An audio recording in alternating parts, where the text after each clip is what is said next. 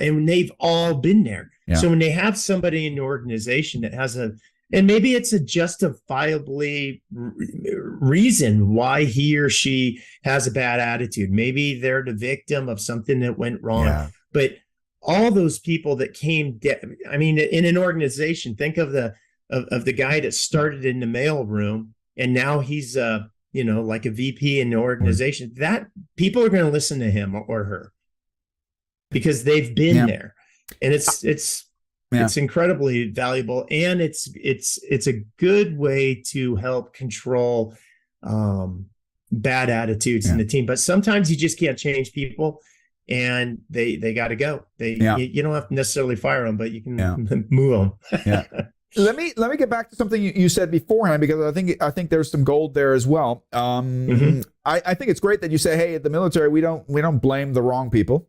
Even if the commanding officer wasn't the one who actually pulled the trigger or did the thing that was the domino effect, the trigger, the risk trigger, they're still held accountable because that's their job. That's what their role is.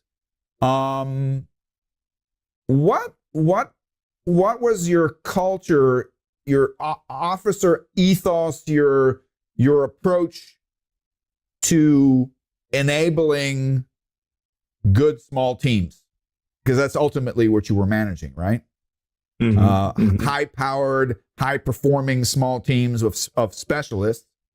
What was your role? Because you have a different role. I'm sure you've been on lots of missions, and I don't want any details that you don't want to share. But it's not about I'm not looking for sensational stories here. But I want to kind of tap into, because if a project manager is listening to this, he says, okay, I have John's job.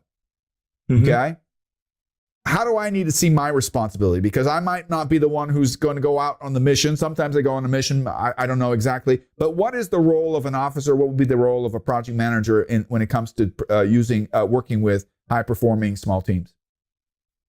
Well, I think the goal of the officer or the senior member of the team is to guide that train and give some basic intent, and maybe most importantly, to empower the junior members of the team. I think it's there's not much worse than a team that's being run by a it's funny because I have visions of guys I've worked with. Yeah, one usually does. And you can give every concept a name.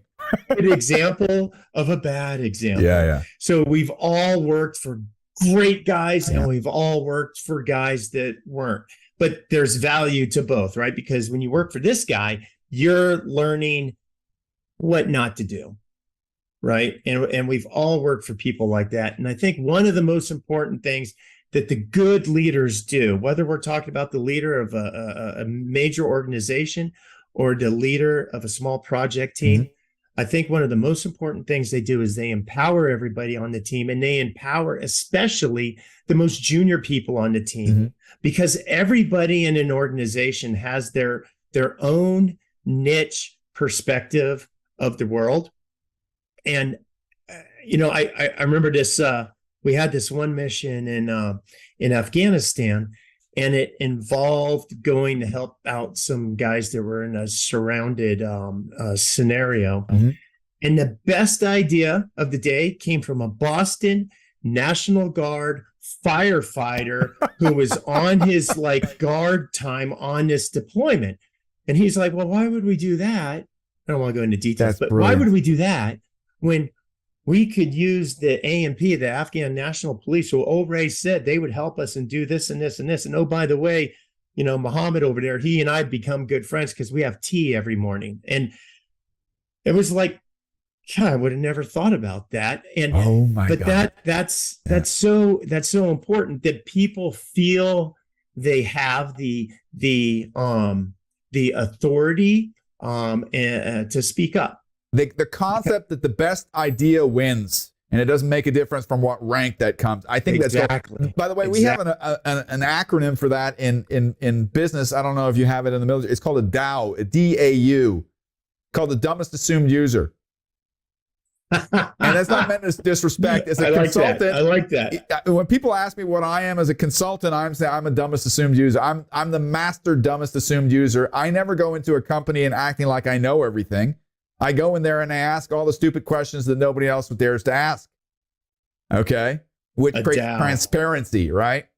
So, I love it. I'm writing that down, Mark. And letting, and by the way, we talked about this when we were prepping for this beforehand. There's on Netflix, there's a series on the origins of the SAS, and it's I think a lot of it's folklore, but some of the things they were looking for a hodgepodge of people that could think outside the box. And the number one premise was, we don't just take commands. If you give us a command, the first responsibility you have is to ask all the stupid questions, because if you don't ask those stupid questions, we might not find out that what are the stupid elements that we need to get rid of in the overall mission, right?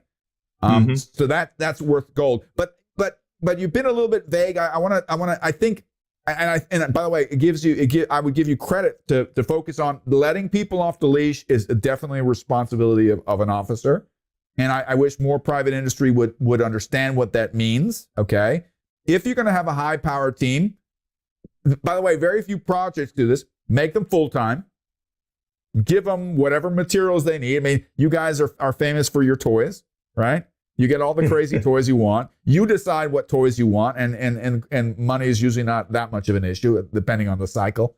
You let people off the leash. You let the lowest denominator decide if they have the best idea. So that's great. But I want to kind of go back to it.